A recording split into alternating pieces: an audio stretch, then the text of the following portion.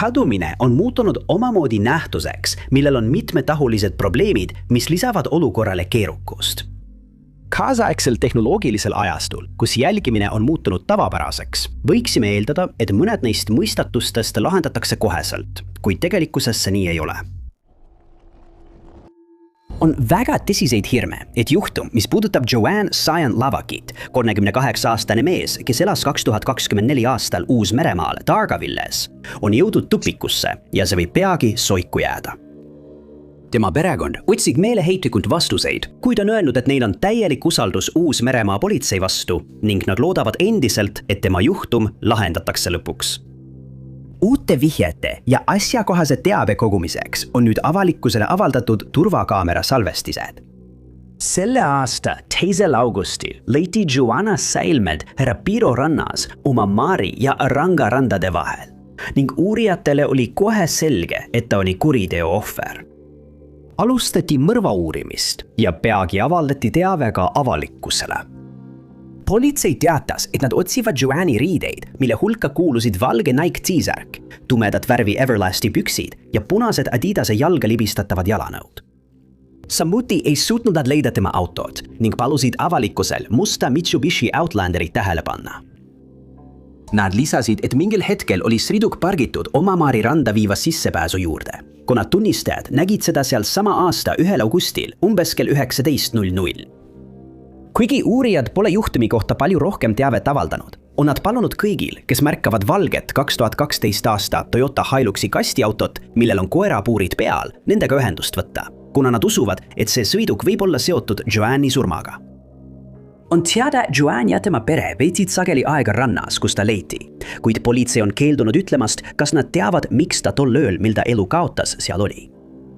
On oletatud, et tal oli kodus mõningaid probleeme ja seetõttu otsustas ta mõneks ajaks autos magada, kuid see on endiselt spekulatsioon, sest selle kohta pole seni leitud ühtegi kindlat tõendit. Meediaväljaanetele öeldi, et mitmeid inimesi küsitletakse selle juhtumi asjus, kuid politsei pole ühegi kahtlusaluse nime avalikustanud ning nad on otsustanud mitte kommenteerida väiteid, et keegi Joanne'i perest võiks olla tema surmaga seotud. Praegu keskenduvad nad Joanne'i kadunud riiete leidmisele ja 2 kõne all oleva sõiduki liikumiste kindlaks tegemisele. Samuti püüavad nad välja selgitada, kes juhtis neid sõidukeid ööl, mil Joanne oma elu kaotas. Samuti pole selge, kas tema elu lõppes rannas, kus ta leiti, või viidi ta sinna kellegi poolt pärast juhtunut.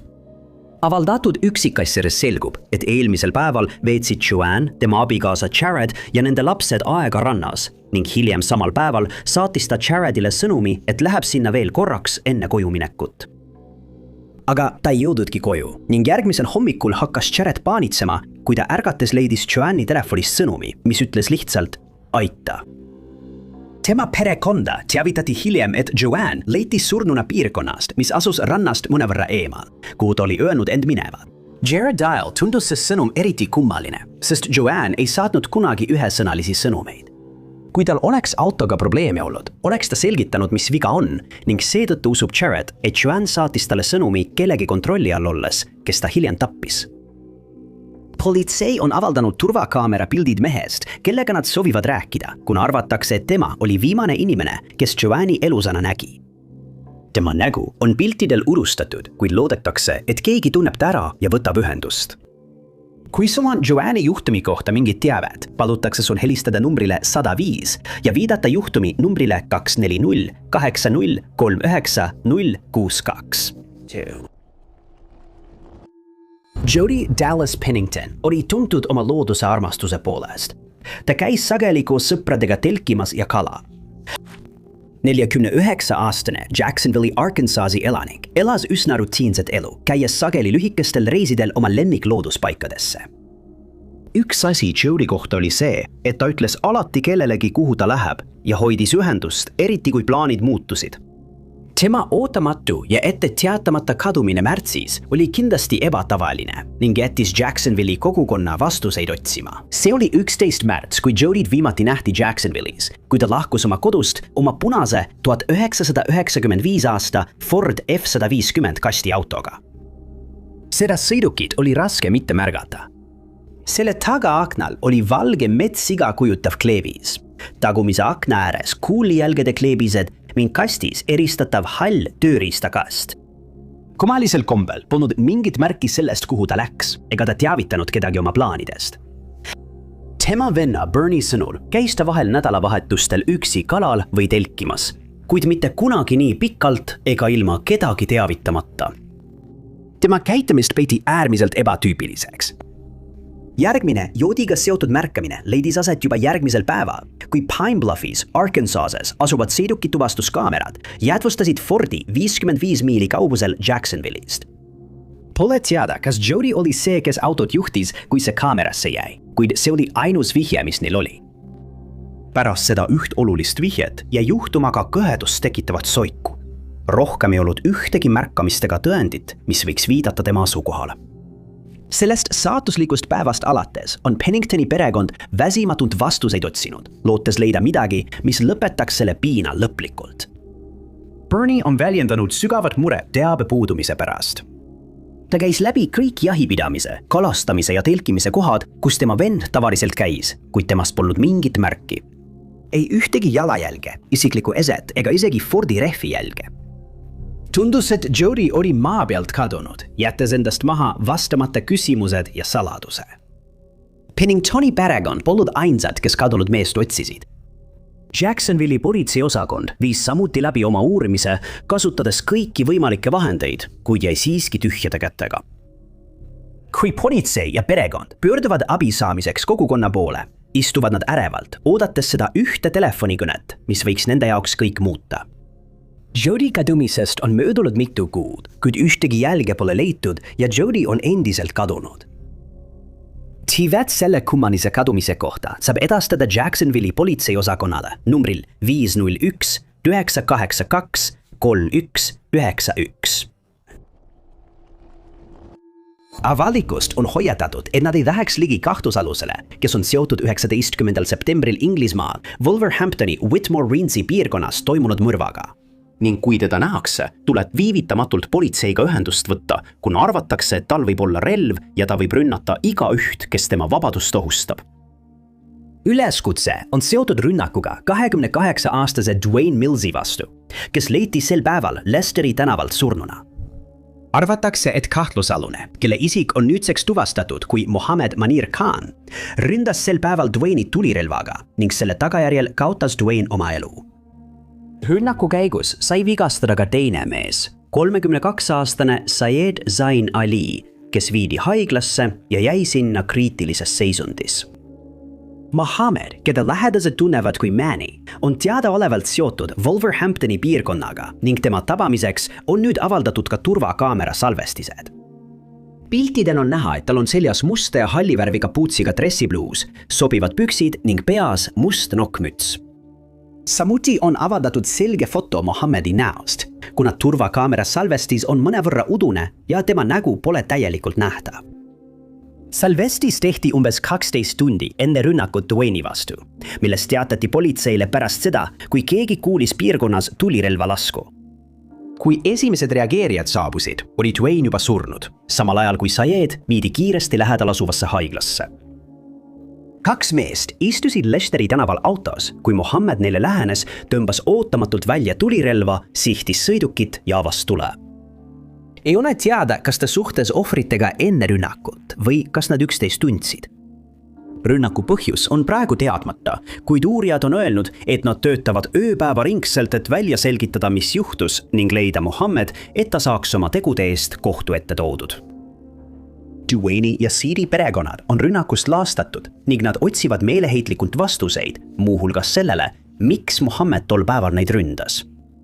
Loodetakse, et keegi tunneb ründaja ära ja teatab sellest politseile õigeaegselt, et ta saaks kinni peetud.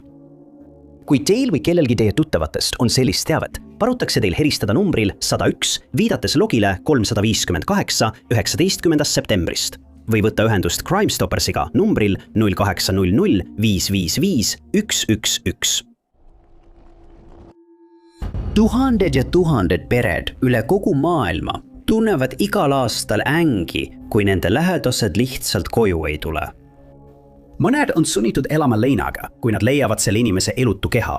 Teised aga peavad taluma teadmatusest tingitud koormat, et nad ei saa kunagi teada, mis juhtus.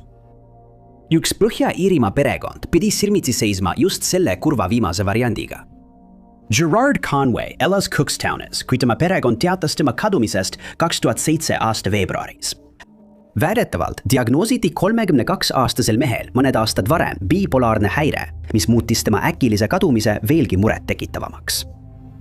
Gerardid nähti viimati 25. veebruari. Sel päeval märgati teda panga valdakaamera salvestisel, kus ta võttis oma kontolt raha välja. Pärast seda väitsid mõned tuttavad, et nägid teda jaanuari lõpus ja veebruari alguses, kuid kuu keskpaigaks oli Conway perekond sunnitud ta kaduluks kuulutama. Kohe alustati otsingutega, lootes, et ohus olev isik leitakse kiiresti üles. Kuid koeraüksused ja õhuseire ei olnud piisavad selle mõistatuse lahendamiseks. Hoolimata ulatuslikest otsingutest Gerardit ei leitud ega leitud ka tema keha kunagi. Uuriimine selle seletamatu kadumise kohta algatati ja selle tulemusena jõuti järeldusele, et kadunud mees ei ole enam elus. Selle aasta septembris avaldas kadunud mehe ema rohkem teavet tema iseloomu kohta. Tema sõnul oli Gerardil varemgi kombeks pärast peretülisid kaduma minna. Ta kinnitas siiski, et Gerard tuli alati tagasi, kuid tal oli karm maine. Teda kirjeldati kui võitlejat. Gerardi ema lisas veel, et kui ta oma karmi loomust näitas, oli asi väga halb. Uuriimine tuvastas, et vaid aasta varem oli Gerardil 3 hoogu, mis toimusid vaid mõni kuu enne tema enneaegset kadumist. Siin avaldatud üksikasjad olid piisavad, et viidata võimalusele, et ta võis kergesti sattuda vaenulikku olukorda, mis viis tema kadumiseni. Kogu kond on juhtunust hämmingus ja usub, et keegi on mehele midagi teinud ning tema onu väidab, et oli mitu inimest, kellele ta ei meeldinud. Täideti, et kui tal oleks olnud maania episood, oleks ta võinud teiste inimeste kallale minna. Mõned usuvad, et just see võis juhtuda ja et sihtmärgiks võis sattuda vale inimene. Endine tüdruksõber väitis isegi, et oli kuulnud kuulujuttu, mille kohaselt ta viidi ära ja teda hoiti mingis laudas.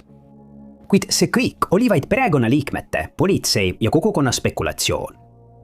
Keegi ei tea tegelikult, mis juhtus Gerardiga, milliste asjaoludega ta võis kokku puutuda ja mis viis tema salapärase kadumiseni. Möödunud on mitu aastat ja Gerardi nägu vaatab endiselt vastu tänavalaternatel olevatelt kadunud inimese plakatitelt ning sotsiaalmeedia ja blogipostitustest. Kuid keegi pole välja tulnud ühegi teabega, mis võiks sellele müsteeriumile lõpu teha. Teavet saab edastada Crime Stoppersile numbril 0800 555 111 viitnumbriga 758 13. veebruar 2007.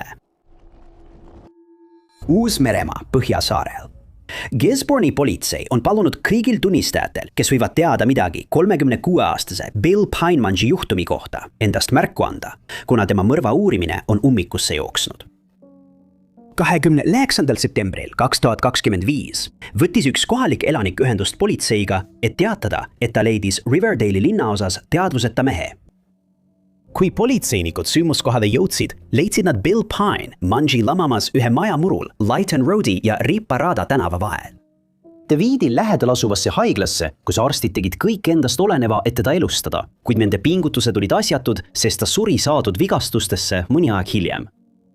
Uurimisel selgus, et Bill Painemangis elu lõpetati tulirelva abil, kuid sündmused, mis rünnakule eelnesid, jäid endiselt saladuseks. On teada, et kuriteopaigad koguti mitu eset, mis kõik saadeti kohtuekspertiisi analüüsiks. Uurijad on samuti kinnitanud, et nad teavad, et rünnaku toimumise ajal viibis selles piirkonnas mitu inimest ning nad on palunud neil endast märku anda, et neid saaks kahtlusalustena väristada. Nad on avaldanud turvakaamera pildid inimestest, kellega soovitakse Billi juhtumi asjus rääkida, kuna arvatakse, et nad on tema vastu toime pandud rünnakuga otseselt seotud. Kuigi pildid on udused, on nad avaldanud 2 isiku kirjeldused. Mõlemad on kaadrita näha kapuutsiga dressi bluusides, kapuutsid peas ilmselt selleks, et varjata oma nägusid piirkonna turvakaamerate eest. Esimene kahtlusalune jäi kaamerate ette, kui ta jooksis Forrester House'ist üle Ormondi tee Riparada tänavale. Teist huvipakkuvat isikut nähti kõndimas samast majast linna keskuse suunas. Ta kõndis Mary tänavale ja sealt edasi Ormondi tänavale, enne kui kadusid kaamerate vaateväljast. See ei ole ainus kuritegu, milles arvatakse, et see paar on osalenud. Politsei avalikustas, et nad võivad olla vastutavad ka Hyundai Sonata varguse eest, mis varastati Forrester House'ist 28. septembril ajavahemikus 19:30 kuni südaööni. On teada, et autot sõideti Riparada tänavat Lightoli teele suunaga Elgini piirkonna poole. Järgmisel päeval märgati seda Aberdeen Roadi, enne kui see hüljati Churchill Streetil, kus see leiti 20. oktoobri. Kui teil on teavet, mis võiks aidata Billy juhtumi lahendamisel, palutakse teil võtta ühendust politseiga, helistades numbril 105 ja viidates Operation Bushmanile või toimikunumbrile 250 9299 035. Alates varasest lapsepõlvest on Mark Wallace Davis, sündinud veebruaris 1985, olnud tuntud kui lahke inimene. Kasvades teenist endale hüüdnime väike Michael Jordan ja oli oma pereerus üsna silmapaistev tegelane. Seetõttu on tema tänane puudumine täis leina, kuna sugulased jätkavad väsimatut vastuste otsimist. See oli 2018. aasta, kui Davis, kes elas Clarksvillis, Tennessee osariigis, sai 6 lapse isaks. Ta armastas oma lapsi ja veetis nendega palju aega, kui ta ei töötanud oma ehitustööl. Nad ei teadnud tol ajal, et see aasta jääb viimaseks korraks, kui tema lapsed teda näevad. See oli 15. juuni, kui Davis nähti viimati maratoni tanklas aadressil Preachers Mill Road 1230, mis on nüüdseks suletud. Turvakaamerad jäädvustasid hetke, mil 33-aastane saabus oma valge ja punase veoautoga. Seejärel läks ta poodi ja kasutas tualetti. Pärast seda nähti teda hoonest välja kõndimas ja selle taha suundumas, kus kaameraid polnud. Just siin öeldi, et Davis sattus füüsilisse konflikti ühe nimetamata isikuga. Ühtegi detaili selle konflikti kohta pole kunagi avalikustatud. Seejärel suundus ta tagasi oma veoki juurde, ronis sisse ja sõitis minema. See oli viimane kord, kui keegi teda nägi, kuid lahkudes jäi Davis ühendusse mõne sõbraga, kellele ta saatis tekstisõnumeid. 2 päeva hiljem, isadepäeva, sai perekond aru, et midagi on valesti. Sellest päevast alates polnud nad temast midagi kuulnud ja arvestades tema pühendumust lastele, oli tema puudumine isadepäeval murettekitav. Möödus veel paar päeva, enne kui kadunud mehe murelik toakaaslane hakkas perega ühendust võtma ja küsima, kas keegi neist on Davisit näinud. Sugulased said peagi aru, et nad polnud temast juba mitu päeva midagi kuulnud, mis oli väga ebatavaline, arvestades, et ta suhtles nendega regulaarselt. Pärast seda, kui toakaaslane ühendust võttis, tehti mitu katset temaga ühendust saada, kuid telefonikõnedele ei vastatud. Pere võttis isegi ühendust kohalike haiglatega, lootuses, et ta võib-olla sattus sinna. Aga lootus kadus kiiresti. Pärast seda, kui Davise sugulased teatasid tema kadumisest, algas info otsimine. Uurijad avastasid turvakaamera salvestised ja said kiiresti aru, et kadumisega võis olla seotud kuritegu. Nad arvasid ka, et keegi hoiab enda teada infot, mis aitaks neil tema asukohta leida. Davis ema Kim usub, et midagi traagilist võis olla juhtunud. Krimisaated on sellest ajast saanud tema elu osaks ja ta otsib pidevalt midagi, mida juhtumile lisada. Ainus, mida ta on suutnud teha, on paluda kogukonnalt teavet anda. Kim läks Facebooki, et levitada infot oma kadunud poja kohta, mis ajendas mitmeid võõraid inimesi ühiselt Clarksvillis otsima nii neid kohti, kus ta tavaliselt käis, kui ka neid, kuhu ta poleks kunagi sattunud. Vaatamata tundide, päevade ja nädalate pikkusele otsingule ei leitud ühtegi vihjet, mis viiks Davise asukoha leidmiseni, jättes perele haavad, mida saab parandada vaid vastus küsimusele, kus on Mark Wallace Davis. Siivet selle kadumise kohta saab edastada Clarksvilli politsei osakonnale numbril 931 648 0655. 5-6. Umbes kell 22. septembril 2013 reageerisid Bermuda Pembroke'i politseinikud teatele St. Monica missiooni piirkonnast, kus neid teavitati tulirelva kasutamisega seotud juhtumist. Kohale jõudes leidsid nad tema maja ees teadvuseta 30-aastase Jonathan Tilli, kes toimetati kiiresti kuningas Edward VII memoriaalhaiglasse. Kuid varsti pärast seda teatati, et Jonathan on surnud ning politsei otsib meest, kes teda ründas. Koheselt eeldati, et rünnak oli seotud piirkonna jõugu tegevusega, kuna see viidi läbi just sellisel moel. uurijad teatasid, et Jonathani tulistati selja tagant hukkamisviisil ning seetõttu arvatakse, et ta tundis ründajad.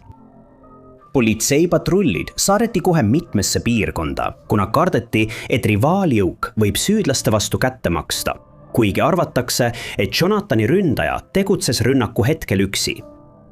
Tunnistajad teatasid, et nägid meest mootorrattaga piirkonnast põgenemas ning ta viis sel hetkel üksi. Seejärel pööras ta lõuna suunas Glebe teele ja arvati, et ta liikus edasi kas Parsonsi teele, Freeswelli mäele või piiskop Spenceri teele.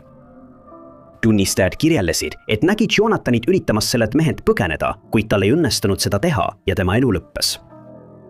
Teatati, et tulistati kuni 9 lasku, kuid seda pole kinnitatud ning arvatakse, et Jonathan sai ainult 1 tabamuse, kuid see osutus surmavaks. Tema naabrid on hiljem öelnud, et Jonathani maja on populaarne koht, kus sageli näeb inimesi kogunemas, kellest enamik arvatakse olevat seotud piirkonna jõukudega. Samuti ei ole haruldane, et selles piirkonnas teatatakse tulirelvade kasutamisest, kuid enamik neist juhtumitest ei ole tavaliselt väga tõsised. Kuid minevikus on olnud mitu tõsist juhtumit, millest üks hõlmas sarnast rünnakut, mille käigus 2 inimest kaotasid elu. Need juhtumid on nüüdseks lahendatud, kuna süüdlased on vahi alla võetud, kuid kahtlusalune, kes tappis Jonathani, on endiselt vabaduses. On mure, et piirkonnas elavad inimesed võivad teada rohkem, kui nad välja näitavad, kuid nad kõhkevad politsei poole pöördumast, kuna juhtum on tõenäoliselt seotud jõukudega ja nad võivad karta kättemaksu. Inimeste mälu värskendamiseks on avalikkusele avaldatud turvakaamera pilt heledat värvi autost. See jäädlustati tol ööl umbes kell 22:20, kui autot juhiti Glebe teed ning juht liikus vana pipradoosi suunas. Tuleb märkida, et politsei ei ole nimetanud autojuhti kahtlusalusena, kuid usutakse, et ta võib anda võimudele väärtuslikku teavet Jonathani juhtumi kohta ning politsei kutsub teda üles ühendust võtma. Kõiki, kes on seda autot näinud, kutsutakse samuti politseiga ühendust võtma, sest iga väike detail võib osutuda juhtumi lahendamisel oluliseks. Kahjuks on sõiduki mark ja mudel endiselt teadmata, kuna olemasolevad turvakaamera salvestised on nudused. Sõiduk liikus kaamerast, mis selle jäädvustas mõningase vahemaa kaugusel. Samuti on avalikustatud turvakaamera salvestised mootorrattal möödujast ning mootorrattajuhil palutakse uurijatega ühendust võtta, kuna tal võib olla midagi olulist teada. Kõigil, kes saavad selle uurimisele kaasa aidata, palutakse võtta ühendust Bermuda raskete kuritegude üksusega numbril 247 1739. See oli 9. november 2021, kui Aucklandi politsei käis ukselt uksele, koputas ja lootis, et naabritel on mingit teavet. Nad otsisid Sandringhami elaniku Cindy Lead, keda nähti viimati turvakaamera salvestisel enne tema salapärast kadumist. 70-aastast Cindy Lead nähti kõndimas Tranmere tee, kuid see, mis edasi juhtus, ei jäänud kaamerasse. Cindy käis regulaarselt hommikuti jalutamas ja naabrid nägid teda sageli. Naine läks välja oma tavapärasele jalutuskäigule, kuid löögastuse leidmise asemel korraldati ulatuslik otsing. Võimud panid kiiresti kokku otsingu ja päästemeeskonnad, kes 5 päeva jooksul piirkonda läbi kammisid.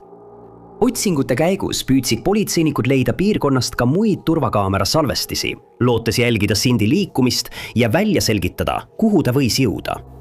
Päevad möödusid ja nad ei leidnud midagi. Vaatamata nende parimatele pingutustele ja väga vähestele juhtlõngadele, ei suutnud õiguskaitseorganid öelda, mis juhtus, kas keegi oli asjasse segatud või oli see mingisugune kummaline õnnetus. Kuigi ta oli 70-aastane, öeldi, et Cindy oli aktiivne ja heas vormis ning tal polnud meditsiinilist põhjust kadumiseks. Naine oli elanud Uus-Meremaal 30 aastat, kus ta omas koos abikaasaga ettevõtted, nii et polnud võimalik, et ta oleks lihtsalt ära eksinud. Kuna uusi juhtlõngu polnud, olid politseinikud sunnitud pöörduma avalikkuse poole teabe saamiseks. Nad avaldasid turvakaamera salvestised, kirjelduse ja pildi kadunud naisest, lootuses, et keegi nägi midagi. Nad palusid, et kui keegi nägi naist, kelle riietus vastas kirjeldusele, annaks endast märku. Aga päevad möödusid ilma ühegi vihjeta, mis võiks viia Cindy asukoha leidmiseni ja lootus hakkas hääbuma. Siis, täiesti ootamatult, 11 päeva hiljem, kui kadumisest oli möödumas peaaegu 2 nädalat, avastas politsei midagi märkimisväärset. 20. novembril keskpäeva paiku leiti Cindy kriitilises seisundis naabrikodust. Kuigi tal polnud füüsilisi vigastusi, oli naine leidmise hetkel raskelt dehüdreerunud ning ta viidi haiglasse, kus ta stabiliseeriti intensiivravi osakonnas.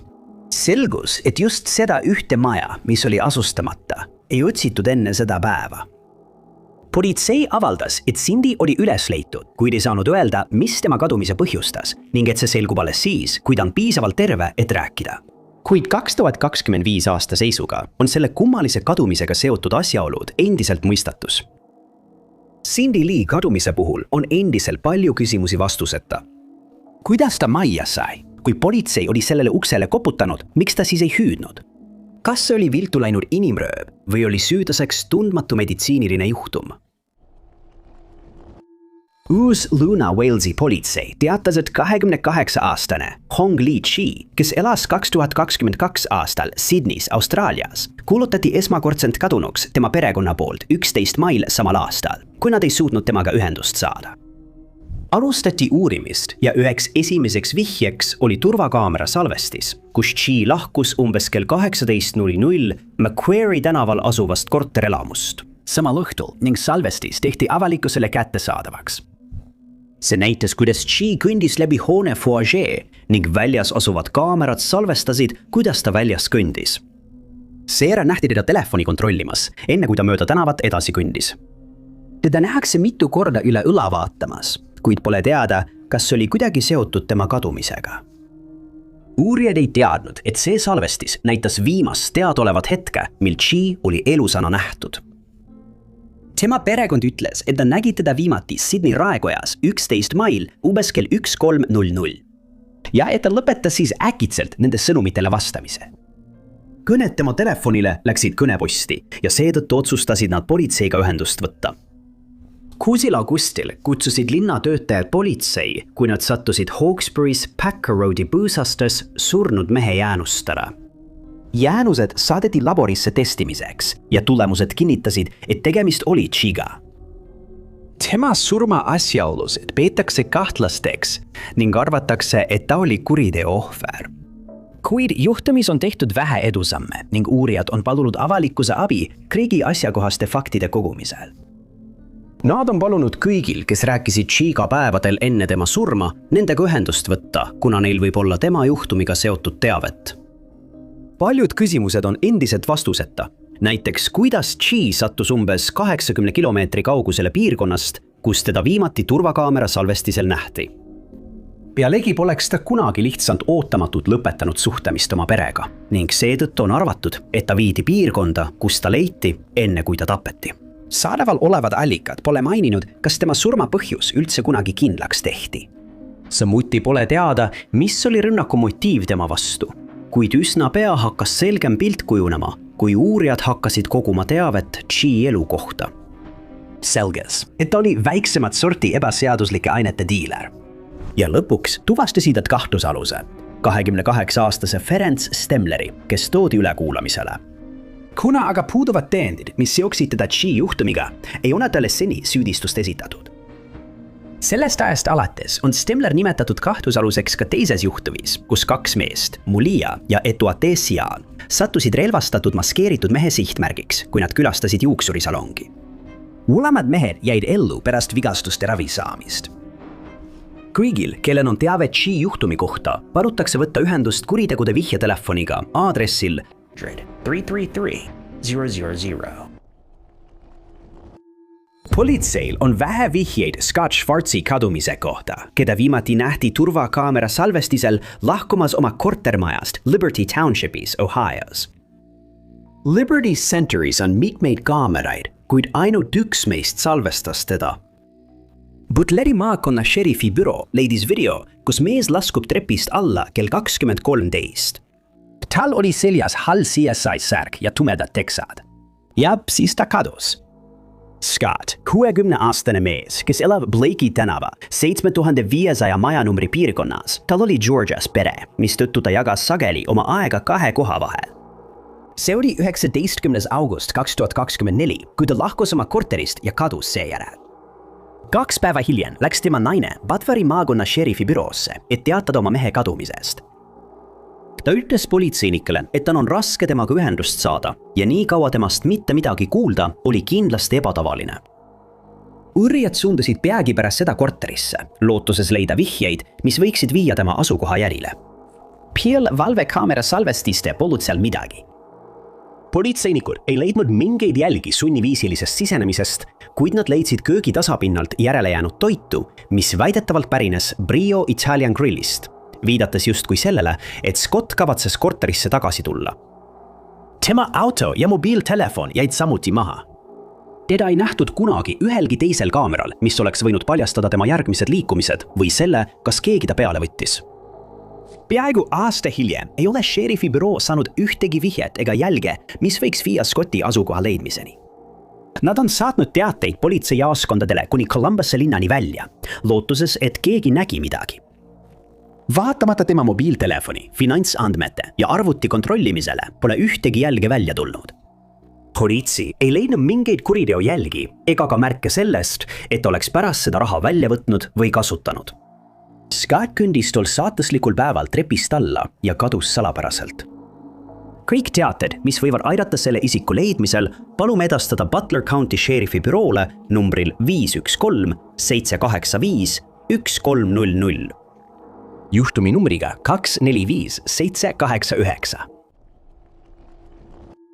Turvakaamerate salvestised on avalikustatud juhtumis, mida tuntakse kui Salisbury mürgitusjuhtum, mille käigus sihtmärgiks olid endine Vene sõjaväelane ja tema tütar Julia, kelle vastu sooritati mõrvakatse 4. märtsil 2018. Kõik algas siis, kui Sergei ja Julia lendasid Moskvast Venemaal asuvasse Heathrow lennujaama ning nad saabusid sinna 3. märtsil umbes kell 14:40. Järgmisel päeval nähti Sergei autot sõitmas Salisbury Devizes Roadi suunas ning seejärel külastasid nad kaubanduskeskust, kus veetsid aega baaris. Pärast seda sõid nad einet restoranis nimega Zizi ning neid nähti lahkumas umbes kell 15:30 pärast arve tasumist. Vaid 40 minutit hiljem võttis politseiga ühendust keegi, kes teatas, et mees ja naine, hiljem tuvastatud kui isa ja tütar, leiti Salisbury pargipingilt teadvusetuna. Peaõde sattus sündmuskohale ja sai kohe aru, et midagi on valesti, kui märgati, et Julia suust tuli vahtu ning tema silmad olid klaasjad, valged ja avatud, kuigi ta oli teadvuseta. Neid elustati mitu korda, kuid nad kaotasid ikka ja jälle teadvuse. Ja kui kiirabi saabus, viidi nad raviks haiglasse. Varsti pärast seda hakkasid selle juhtumiga seotud politseinikud ilmutama kummalisi sümptomeid ning üks Sergei majas käinud politseinik sattus raskes seisundis haiglasse. Kahel politseinikul esinesid sügelevad silmad ja hingamisraskused. Sergei ja Julia võitlesid samal ajal endiselt paranemise nimel. Aga 29. märtsil teatati, et Julia seisund paraneb. Ja kuu aega pärast juhtumid tuli Sergei lõpuks teadvusele. 18. mail peeti mõlemad piisavalt terveks, et nad võisid koju minna. Üks uurija teatas hiljem, et jäi haigeks mürgistuse tõttu pärast Sergei kodu läbiotsimist, hoolimata sellest, et kandis kaitseriietust. Hiljem selgus, et maja ukse käepidemele oli kantud sõjalise tasemega närvimürk nimega Novichok ning pärast selle puudutamist levis see ülejäänud majja, muutes selle äärmiselt ohtlikuks. Selle tulemusena ehitati 2019. aastal hoone ümber suletud kaitsekonstruktsioon ning katuse eemaldas sõjaväemeeskond. Järgmise 4 kuu jooksul dekontamineeriti ja taastati ülejäänud maja. Seejärel teatati, et 2 kahtlusalust on tuvastatud. Kahtlustati, et Aleksander Petrov ja Ruslan Boshirov olid Vene sõjaväeluure ohvitserid, kes viisid mürgitamised läbi. Ja siis lisati 3. kahtlusalusena doktor Aleksander Mishkin. Siis sai selgeks, et mürgitamised viis läbi Venemaa, kuna Sergeit kahtlustati Briti valitsuse heaks spioneerimises. See on käimasolev juhtum, mille lahendamine võtab tõenäoliselt kaua aega. Kuid praeguseks on juhtumi peamised kahtlusalused tuvastatud. Mõned allikad väidavad, et Sergei ja Julia on kolinud Uus-Meremaale, kuid see pole kinnitatud. Praegu on see siiski kinnitatud. Sarah Gail Ebersol sündis 1996 aasta septembris, 8 lapsest noorimana. Ta kasvas üles Sarasotas, Floridas, kus teda kasvatasid tema tädi ja onu. Tasmanisena pidi Sarah elama 2 erinevas kodus. oma tädide juures ja õdede juures Dunellenis. 2014 aasta, olles 18-aastane, kolis ta Dunalanisse ja abiellus, kuid abielu jäi lühikeseks, minnad läksid juba aasta pärast lahku. Sarah hakkas lõpuks jagama korterit aadressil 19020 NW 60 Avenue Reddickis, Floridas. Ta töötas selles piirkonnas stripparina.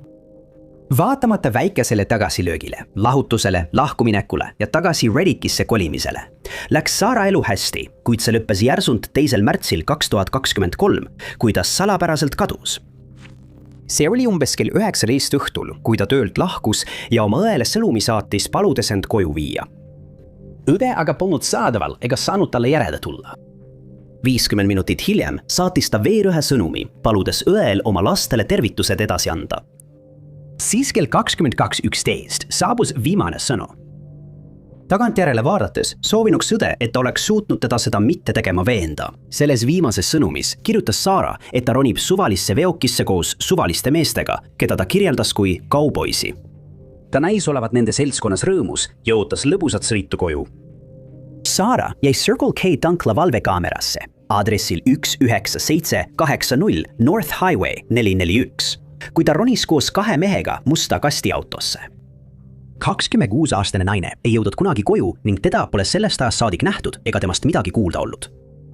Järgmisel päeval, mures Sarah heaolu pärast, püüdis toakaaslane esitada kadumisavalduse, kuid politsei väitis, et ta peab ootama terve nädala. Kui Puebond ei suutnud Sarahga kontakti saada, teatasid nad lõpuks tema kadumisest Marion County Sheriffi büroole ja uurimine algas. Võimud suutsid kiiresti tuvastada tundmatud mehed, kellega Sarah viimati koos nähti. Nad toodi küsitlemisele, kuid politsei ei avaldanud kunagi mingit teavet, mida nad võisid olla kogunud. Uurijad ütlesid hiljem, et Sarah nähti viimati 3. märtsi varahommikul, väidetavalt istumas sinisesse sedaani, mis tunnistajate arvates oli Hyundai. Üks kauboi toakaaslastest astus välja ja avaldas, et kadunud naine oli tol õhtul nende elukohas viibinud ning oli seal varajaste hommikutundideni. Seejärel lahkus ta omal käel ja istus sellesse sinisesse sõidukisse. Sealt edasi ja juhtum soiku, kuna ainsateks juhtlõngadeks olid tunnistajate ütlused ja valvekaamerate salvestised. Siis, terve aasta hiljem, pärast väsimatut tööd sinise sedaani omaniku väljaselgitamiseks, toimus juhtumis läbimurre. 2024 aasta märtsis nimetas Marioni maakonna šeriffi büroo sõidukijuhi. See oli Tyrone Morman, keda nüüd peetakse uurimise seisukohalt huvipakkuvaks isikuks. Uurijad said loa mehe telefoni läbiotsimiseks ja avastasid, et tema ja kadunud naine viibisid Marioni maakonna loode osas asuvas lähikaupluses. Nad olid seal 2023 aasta 3. märtsi hommikul. Kahjuks on see ainus teave, mille politsei suutis kindlaks teha ja Morman pole sellest ajast saadik koostööd teinud. Nüüd on õiguskaitseorganid sunnitud pöörduma avalikkuse poole, et saada teavet, mis vastaks küsimusele, mis juhtus Sarah Ebersoliga. Teavet saab edastada Marioni maakonna šeriffi büroole numbril 352 368 3508 08. 42-aastane Sean Fox on veel üks ohver sihilikus rünnakus, mis lõpetas tema elu 2. oktoobril 2022 Belfastis, Iirimaal. $20,000 suurune preemia, mis on umbes $26,000. Pakutakse nüüd kõigile, kes suudavad anda lisateavet, mis aitaks juhtumi lahendada, kuid seni pole ühtegi vihjet saadud. Sel pärastlõunal külastas Sean Donegal Celtic jalgpalligrupi Belfastis, kus mitmed inimesed nägid teda peoruumi baaris jooke nautimas. Kuid klubis puhkes kaos, kui 2 meest sisse astusid ja Seanile mitme tunnistaja silme all kallale tungisid. Nad ütlesid uurijatele, et rünnak oli kahtlemata ette planeeritud, sest 2 meest läksid otse Seani juurde ja avasid tule.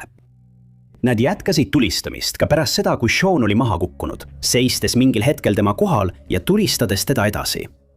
Seejärel põgenesid nad Kairori aedade suunas ja neid pole siiani tuvastatud, hoolimata sellest, et mitu klubi klienti nägid neid. Juhtum leidis aset vähem kui 60 sekundi jooksul ja jättis mitu inimest nähtust traumeerituks. On võimalik, et 2 meest teadsid Seani harjumusi, kuna ta käis klubis ebaregulaarselt ja nad tõenäoliselt teadsid, et ta plaanis sel pühapäeva pärastlõunal seal aega veeta. Politsei on öelnud, et on ime, et keegi teine viga ei saanud, kuna vaid mõne sekundi jooksul lasti umbes 20 lasku ja paljud neist põrkasid põrandalt tagasi, napilt mööda pealtvaatajatest. Nad on lisanud, et sellistel rünnakutel ei ole tsiviliseeritud ühiskonnas kohta ning et need 2 ründajat tuleb võimalikult kiiresti üles leida, et õiglus jalule seataks. On oletatud, et Shoni juhtum võib olla seotud teisega, kus ka tema sõber kaotas sarnase rünnaku käigus elu. Selles 2018. aasta juhtumis ootas 43-aastane Jim Donegan oma autos poega St. Mary gümnaasiumi ees, kui teda ründas mees, keda peetakse üheks paramilitaarse rühmituse liikmeks. Rünnak viidi samuti läbi lausa päevavalges ja kõnealune mees ei paistnud hoolivat sellest, et mitmed tunnistajad teda nägid, nagu ka Shoni rünnaku puhul. Donegani puhul on teada, et tal oli aastate jooksul tekkinud mitmeid vaenlasi, kuid Shoni perekond ja tema juhtumit uurivad uurijad ei ole siiani suutnud leida põhjust rünnakuks, kuna ta oli piirkonnas hästi hinnatud. 2 kõnealuse mehe turvakaamera salvestised on avalikustatud, kuid neid pole veel tuvastatud. Esimene mees on nähtav helesinise kapuutsiga ülerõiva, pesapallimütsi, hallide pükste ja mustade kingadega ning ta kannab 2 värvi kindaid, et vältida sõrmejälgede jätmist kuriteopaigale. Teine mees kandis heledat kapuutsiga ülerõivast, mille varrukatel olid punased triibud, pesapallimütsi, halle saapaid ja 2 värvi kindaid. Kui sa nägid sel päeval midagi kasulikku või tunned ära mõne neist meestest videosalvestisel, palutakse sul võtta ühendust kuritegude vihjetelefoniga aadressil 555-111. See oli 27. november 2024, kui Michael Bounce Eurekast, Californiast lahkus oma kodust, et minna toidupoodi. Väidetavalt pidi ta koos sõbraga poes käima ja nad pidid kohtuma sel päeval pärast kella 16:30. Aga tundus, et ta ei jõudnudki Pine Hill Apartmentsisse sõbraga kohtuma, vaid kadus hoopis jäljetult. 2 päeva möödus, enne kui perekond sai aru, et midagi on valesti. 29. novembri pärastlõunal teatati tema kadumisest Eureka politseiosakonnale, mis käivitas kiire otsingu ja paljastas mitmeid kõhedust tekitavaid üksikasju. Esimene teave, mille nad avastasid, oli see, et enne tema kadumist umbes kell 15:00 Valve-kaamerad salvestasid 60-aastase mehe Murphy's Marketis Blue Lake'i piirkonnas, kus ta oli üksi ja enne kohtumist oma sõbraga. Järgmine detail tuli tunnistajalt, kes väitis, et nägi hõbedas 2006 aasta Dodge Chargerit numbrimärgiga 9CCF 459, mis kuulus Michael'le Pine Hilli korterite lähedal, olles seda märganud umbes kell 17:52 samal päeval. See sõiduk avastati 30. novembril. See leiti hüljatuna ja lukustamata Vance'i ja Eureka tänava ristmikul Pine Hilli piirkonnas. Charger seisis kõhedust tekitavalt 3 kvartali kaugusel sõbra korterist, kuid Michlit polnud kusagil näha. Sees oli tema mobiiltelefon, mille aku oli tühi. Uurijad lootsid, et tema mobiiltelefonis olevad andmed võivad anda vihjeid, mis aitaksid kokku panna kadunud mehe viimased hetked ja ehk viia tema asukoha leidmiseni. Kahjuks ei ole neil õnnestunud kohtumäärust saada. Liiguslikud takistused ja blokeeritud andmed võivad takistada selle mõistatuse lahendamist. Võimud kammisid piirkonna põhjalikult läbi, kuid ei leidnud ühtegi vihjetega tõendit, mis võiks viidata tema asukohale.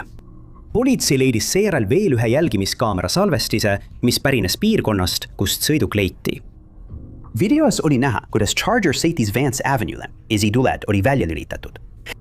Ajatempel näitas kell 20:05. Mitu tundi pärast seda, kui üks tunnistaja oli seda näinud. Mis iganes juhtus pärast seda õhtut kell 20:05 on endiselt teadmata, kuid see tõi kaasa püsiva ja murettekitava mõistatuse, mis on jätnud kogukonnale sünge tunde. Ilma ühegi juhtlõnga või vihjeta jäi Eureka politseiosakonnale üle vaid jätkata otsingutega. Kolmandas operatsioonis ühendasid jõud EPD ja otsingu ning päästemeeskonnad. Koos kammisid nad läbi 31 aaklit Greenbelti piirkonnas, kus Michaeli auto oli leitud. Otsingutes osalesid vabatahtlikud tuletõrjemeeskonnad ja 6 teenistuskoera, kuid tulemusteta. Michael oli kadunud. See kadumine ajas California kogukonna jätkuvalt segadusse ning inimesed mõtlesid, mis tol saatuslikul päeval juhtus. Teavet Michael Bounce'i kadumise kohta saab edastada Eureka politseile numbril 707 441 4060. 6-0.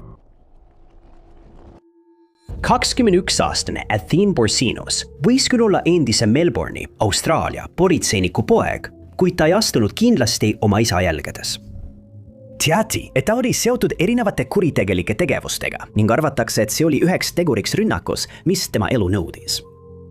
Kui ta oli veel teismeline, otsustas Borsinos liituda jõuguga, mida juhtisid Qasim Hamad ja tema nõbu Ahmad Al-Hamza. Teatakse, et Hamad on seotud ebaseadusliku tubakakaubandusega Austraalias. Arvatakse, et Borsinos oli seotud organiseeritud võrvaga, mille käigus hukkus Suleiman Abdulrahim, tuntud gangster, kes leiti surnuna Prestoni High Streetil asuva kortermaja maa-alusest parklast. Arvatakse, et 4 meest varitasid Abdulrahimi saabumist ning kui ta koos oma tüdruksõbraga kohale jõudis, rünnati teda. Tüdruksõber püüdis abi anda, kuni politseid kutsuti, kuid selleks ajaks, kui nad kohale jõudsid, oli Abdulrahim juba surnud. Uurijatel pole kahtlustki, et rünnak Borsinose vastu oli samuti hoolikalt planeeritud ning kuriteo toimepanemiseks palgati professionaalsed palgamõrvarid. Avalikkusele avaldatud turvakaamera salvestised kinnitavad, et tema ründajad kasutasid autosid, mis olid varastatud juba mitu kuud varem, et teda enne rünnakut järitada. Rünnak ise viidi läbi lausa päevavalges. Huvitaval kombel pidi ta peagi kohtusse ilmuma talle esitatud relva, juhtimis- ja illegaalsete ainete süüdistuste tõttu ning pole teada, kas sellel oli mingit seost tema vastu toime pandud rünnakuga. Praegu on rünnaku motiiv endiselt ebaselge ning arvatakse, et tellimusmõrv pandi toime seoses Borsinose seotusega organiseeritud kuritegevusega. 2 meest, kes olid rünnaku eest vastutavad, jäid turvakaamera lindile ning politsei on palunud kõigil, kes nad ära tunnevad, endast teada anda. Kaadritel on näha, kuidas 2 meest väljuvad Eppingi kaubanduskeskusest käes pruunid paberkotid. Seejärel suudusid nad Volkswageni maasturi juurde, mis oli päevad varem Melbourne'is varastatuks kuulutatud. Pärast edukat rünnakut põgenesid nad Nissan Patroliga, mis oli samuti varastatud sõiduk, ning pärast mõningast sõitu jätsid selle auto maha ja vahetasid selle Volkswagen Golfi vastu. Pärast mõnda aega Golfis sõitmist vahetasid nad taas autot ja istusid BMW-sse, kuid enne seda süütasid nad Golfi, lootes, et leegid hävitavad kõik võimalikud tõendid, mis võisid maha jääda. Kui tead, kes need 2 meest on, palutakse sul võtta ühendust kuritegude vihjetelefoniga numbril 1803 33 000. 0-0. Brocktoni politseiosakond, koerteüksused ja teised päästeorganisatsioonid kogunesid selle aasta juuli alguses Brocktonis, Massachusettsis, aadressil 755 Crescent Street asuva Caffrey Towersi ümbritsevatesse metsastesse piirkondadesse. Nad otsisid kadunud inimest, kelle kadumine polnud mitte ainult salapärane, vaid ka äärmiselt ohtlik. 7-aastase Marie Louise Santi kadumine, kes elas korteris, mida politseinikud läbi otsisid. See oli 5. juuli, kui Marie, kes räägib ainult Haiti kreooli keelt, uitas oma korterikompleksist minema ja kadus jäljetut. Pere sõnul oli ta ka varem ära eksinud, kuid alati kiiresti üles leitud. Kuid tihe mets, mis ümbritses tema kodu, tegi tema leidmise palju raskemaks, kui ta sinna sattus. Sugulased on väljendanud oma muret selle konkreetse kadumise pärast, hoolimata varasematest juhtumitest.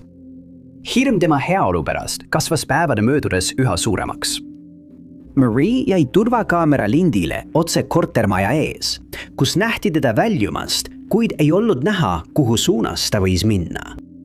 Kuigi politsei ja päästetöötajad otsisid äärmise kiireloomulisusega, ei suutnud nad leida ühtegi vihjet, mis oleks viinud neid Maria asukoha jälile. Sellest ajast alates on nad pöördunud avalikkuse poole, lootuses, et keegi nägi midagi. Tundub aga, et keegi siiski ei näinud. Koerad ei leidnud metsas mingit lõhna, mis muudab juhtumi veelgi keerulisemaks. Juhtumid uurivad ametikud pole avalikustanud, kas nad kahtlustavad kuritegu või mitte, kes oli viimane inimene, kes teda nägi, ega ka seda, millised olid Maria järsku kadumise asjaolud. Kas ta lihtsalt uitas minema ja eksis ära? Kas keegi võttis ta peale? Või on siin mängus midagi kurjemat? Need on küsimused, mis hoiavad Massachusettsi kogukonda ärevuses. Kuna tõendeid päevavalgele ei tulnud, hakkas juhtum hoopis sotsiaalmeedias levima, lootuses, et kas või üks tunnistaja endast märku annab. Kuid see levik tõi kaasa vaid ühe häiriva teooria, mille pakkusid välja mitmed sotsiaalmeedia kasutajad. Nad pakkusid, et Marie võis olla USA immigratsiooni- ja tolliameti ICE ohver, arvestades tema päritolu Haitilt. Selle oletusega on perekonna hirmud ainult süvenenud. Kui Marie oleks ICE poolt vahi alla võetud, võiks ta olla ükskõik kus, kas kinnipidamisasutuses või juba välja saadetud ning ükski tema sugulastest ei teaks sellest midagi. Brocktoni politsei jätkas kadunud naise otsimist, kelle vanus ja võimalikud terviseprobleemid muudavad tema leidmise kiireloomuliseks. Politsei on avanud suhtluskanali, lootes, et kogukonna vihjed võivad viia tema asukoha leidmiseni. Teavet saab edastada Brocktoni politsei osakonnale numbril 508 941 0200. Juhtum, milles osales 35-aastane rauatööline Corey Arismendez ja mis leidis aset 2022 aastal Texase osariigis Austinis, on jätnud tema perekonna ja uurijad segadusse, kuna nad üritavad endiselt välja selgitada, kes teda ründas ja mis oli nende motiiv. Järelevalvekaamerate salvestised on nüüd avalikkusele kättesaadavaks tehtud. Kuigi see ei näita rünnakut Corey vastu, paljastab see tema liikumised tundidel enne tema elu lõppu ning loodetakse, et see aitab kellelgi midagi meenutada ja nad otsustavad endast märku anda, et tema ründaja saaks tabatud. Avaldatud 4-minutilises monteeritud videos on näha, kuidas Corey astub 16 aprillil sel aastal kell 22:07 Cap metrobussi. See salvestis jäädvustati bussis olnud turvakaameratega. Seejärel jäädvustasid kaamerad ta samal ööl umbes kell 22:36 Lavaca tänava 1500 kvartalis, kui ta ületas tänavat ühelt poolt teisele. Kui ta oli teisele poole jõudnud, kõndis ta lõuna suunas ja kadus silmist. Järgmisel korral nähti teda kaamerapildis umbes 90 minutit hiljem, 17. aprilli hommikul, kui ta kõndis mööda kõnniteed 6. tänava ja Brazose kagunurga lähedal. Seejärel suundus ta läände mööda 6. ja Kongressi tänavat ning kell 12:30 teda nähti 6. tänava 200 kvartalis, kuid ta polnud enam üksi, sest nüüd oli temaga kaasas naine, kellel oli käes valge kott. Seejärel sisenes ta 6. tänava põhjaotsas asuvasse poodi ja väljus sealt 30 minutit hiljem kell 1 öösel. Ja teda nähakse tänaval rääkimas teise naisega. Ükski videos nähtud inimestest pole endast märku andnud ning loodetakse, et avaldatud video julgustab neid seda tegema. Hiljem samal hommikul teatati politseile, kui Corey leiti Ida Miltoni tänava 200 kvartalis teelt surnuna. Selgus, et teda oli tulirelvaga rünnatud, kuid kahtlusaluseid pole tuvastatud, kuna tema liikumised vahetult enne rünnakut on endiselt teadmata. Tema ema on hiljem öelnud, et kuu enne rünnakut ütles Corey talle, et ta teadis, et keegi kavatseb talt elu võtta. Ta ei täpsustanud, kuid ütles emale, et tahtis lihtsalt olla kindel, et ema on tema muredest teadlik. Ühel hetkel kaalus Corey Austinist lahkumist ja oma pere koju Fort Benni naasmist, kuid tema peresõnul ei olnud probleemide eest põgenemine tema loomuses ning seetõttu otsustas ta mitte kolida. Üks Corey lähedastest sõpradest lisas, et märkas tema käitumises muutust nädalatel enne tema elu lõppu. Ta polnud enam nii avameelne nagu tavaliselt ning oli peaaegu kõigiga suhtlemise lõpetanud. Politsei on palunud Kriegil, kes tunnevad end salvestisel ära, endast teada anda, kuna neil võib teadmata olla infot, mis võiks uurimist aidata. Kui tead, kes ründas Corey või sul on tema juhtumi kohta lisainfot, palutakse sul võtta ühendust Austini politseiosakonna mõrvaüksusega numbril 512 974 8477. Ükski lapsevanem ei oota kunagi, et peab seisma ajakirjaniku mikrofoni ees, kirjeldama oma last ja lootma, et keegi on teda näinud, sest ta on kadunud või pole ühendust võtnud. Just sellises olukorras leidis end Vidali perekond, kui nende täiskasvanud poeg Zachary Vidan kadus.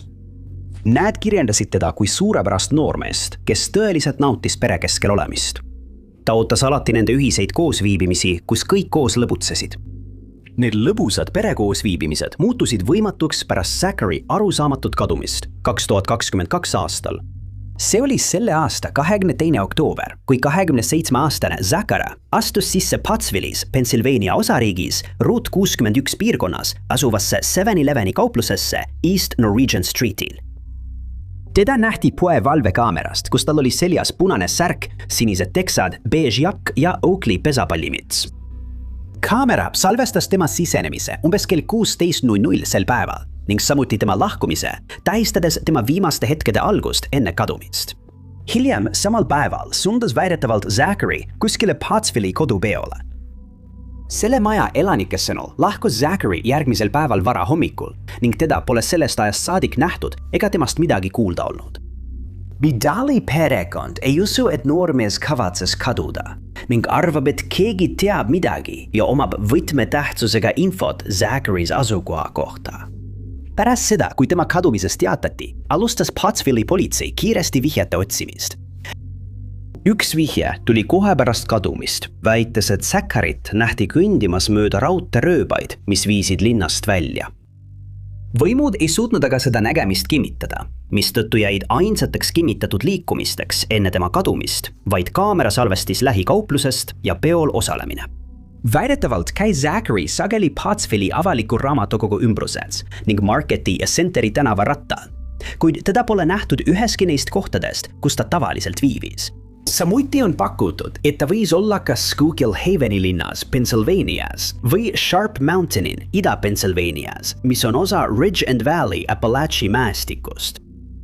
Hoolimata nendes piirkondades korraldatud otsingutest on Zachary endiselt kadunud. Tevet kadunud Zachary Vidali kohta saab edastada Pottsvilli politsei osakonnale numbril 5706221234. Isa ja poja 63-aastase Faustino Alamo ja 25-aastase Louise Aniela Alamo perekond on meeleheitel ning ootab vastuseid Chicago linnalt, sest mehed, kes võtsid Faustino ja Louise'i elu, pole siiani tuvastatud. Need, kes perekonda tunnevad, kirjandavad nende omavahelist läbisaamist toimivaks, sest nad on tuntud üksteise toetamise poolest. Samuti on teada, et nad veetsid suurema osa ajast üksteise seltsis, mis teeb selle rünnaku veelgi traagilisemaks. Isa ja poeg pidasid Chicago Little Village'i linnaosas juveelipoodi ning kell 17:49, 8. novembril 2025 olid nad just valmistumas poodi õhtuks sulgema. Aga enne, kui nad seda teha jõudsid, astus poodi mees, kellel oli seljas Chicago Blackhawksi kapuutsiga pusa ja ta jäi turvakaamera salvestisele. Seejärel võttis ta välja tulirelva ja suunas selle isa ja poja poole, nõudes neilt mitme ehte üleandmist. Kahel mehel polnud muud valikut kui alluda, sest nad kartsid oma elu pärast. Ja niipea kui röövel oli saanud, mille järele ta tuli, hakkas ta põgenema. Lähedal asuva ettevõtte kaamera näitab meest poest lahkumas ja mööda tänavat minemas. Aga Faustino ja Louis otsustasid talle järele minna, et varastatud esemed tagasi saada. Üks neist järgnes talle mööda tänavat ja kui ta jõudis süüdlasele järele, nende vahel puhkes rüselus. Röövel suutis end lahti revida, kuid selleks ajaks olid nii Faustino kui ka Louise talle juba kannul. Nad ajasid varast taga kuni Springfieldi Avenue nurgani, kus olukord muutus ohtlikuks ja traagiliseks. Mees, tundes end tõenäoliselt nurka aetatuna, võttis taas oma tulirelva välja ja seekord avas ta tule. Isa ja poeg said mõlemad tabamuse ning röövel suutis varastatud esemetega põgeneda. Nähti, kuidas ta istus valgesse Maserati maasturisse ja kihutas Springfield Avenue lõuna suunas minema. Kahjuks ei olnud valvekaamera salvestisest piisavalt abi kurjategijat tuvastamiseks ning politsei on nüüd palunud Kriegil, kes ta ära tunnevad, endast märku anda, et ta saaks üles leida ja vahistada. Kokku pakutakse $20,000 suurust preemiat kõigile, kes suudavad uurijatele anda infot meeste asukoha kohta ning nad on pöördunud ka teiste piirkonna juveelipoodide omanike poole, et nad võtaksid ühendust, kui on märganud oma poodide ümbruses kahtlase välimusega inimesi. Kõigil, kes tunnevad ära kumbagi meest, palutakse võtta ühendust Chicago politsei osakonnaga numbril 312-746-8252. Mitmete terviseprobleemidega elas Donita Luda Wilkerson, kellel oli 2020 aastaks juba 6 last vanuses 15 kuni 22 aastat. Samal aastal viibis ta ka oma venna kodus Evansvilles, Indianas, kuid kadus siis jäljetud, jättes endast maha näiliselt lahendamatu mõistatuse. 21. juunil lahkus Donita oma venna kodust Lodge ja Taylori Avenue'de lähedal, öeldes oma noorimale tütrele, et tuleb kohe tagasi. Kuid keegi ei teadnud, et see jääb viimaseks korraks, kui nad teda näevad. 44-aastane naine ei tulnud sel õhtun tagasi ja kõik katsed temaga ühendust saada ebaõnnestusid. Järgmisel hommikul, kui pereliikmed mõistsid, et ta polnud nende kõnedele vastanud, teatasid nad tema kadumisest kohalikule politseile ja algasid Donita otsingud. Politsei püüdis esmalt temaga ühendust saada, kuid avastas, et tema mobiiltelefon oli kas välja lülitatud või aku oli tühjaks saanud. Loodes välja selgitada tema liikumised, pöördusid uurijad peagi turvakaamerate salvestiste poole ja hakkasid läbi vaatama tundide kaupa materjali. Ei läinud kaua aega, kui nad leidsid kaadrit Donitast, keda nähti eelmisel õhtul umbes kell 20:16 lahkumas Evansville'i Eastside'i motellist. Turvakaamerad näitasid seejärel, kuidas Donita seisis asutuse ees koos tundmatu isikuga. Kui Donita oli sellest mehest eemale kõndinud, nähti teda sisenemas hõbedasse 2004. aasta Chevrolet Suburbani, millel oli katuseluuk ja toonitud aknad. Lõpuks oli neil niidiots olemas. Politsei vaatas läbi rohkem turvakaamera salvestisi, jälgides selle maasturi teekonda, kuhu kadunud naine oli sisse roninud. Auto sõitis läbi Edela Indiana ja edasi Lõuna Illinoisi. Uurijad suutsid kindlaks teha, et Donita telefon oli selles piirkonnas andnud 5 signaali, täpsemalt Illinoisi osariigis Carbondale'i ümbruses. Signaalid lakkasid järsult järgmisel hommikul varajastel tundidel. Võimud suutsid kindlaks teha, kennele maastur kuulus ning nad leidsid selle omaniku kiiresti üles, kuid väidetavad keeldus ta uurimisega koostööd tegemast, mistõttu juhtum jäi hirmutavat soiku. Päevadel enne Donita kadumist oli aga juba midagi kurja kuulutavat juhtunud. Pere sõnul oli ta saanud 2 mehelt üha ähvardavamaid sõnumeid. Üks neist isikutest oli endine poissõber. Kohtu andmete kohaselt oli ta aastatel 2018-2019 4 korda arreteeritud, väidetavalt perevägivalla ja kallaletungi eest. Donita oli märgitud ohvrina. Kuigi nende isikuid pole avalikkusele avalikustatud, ei peeta neid 2 meest ega maasturi omanikku selle kummalise kadumise puhul kahtlusalusteks. Juhtum on endiselt uurimisel ja läbimurdeid pole saavutatud. Puuduva naise leidmisele viiva teabe eest on välja pandud $5000 suurune preemia. Teavet saab edastada Evansville'i politsei osakonnale aadressil 12-436-7979. Aitäh teile vaatamast! Kui teile see video meeldis, siis kindlasti vajutage meeldib nuppu. Ärge unustage ka tellida ja vajutada teavituskella, et olla kursis kõigi meie tulevaste üleslaadimistega. Minu nimi on Top 5 Unknowns ja kohtume järgmises videos.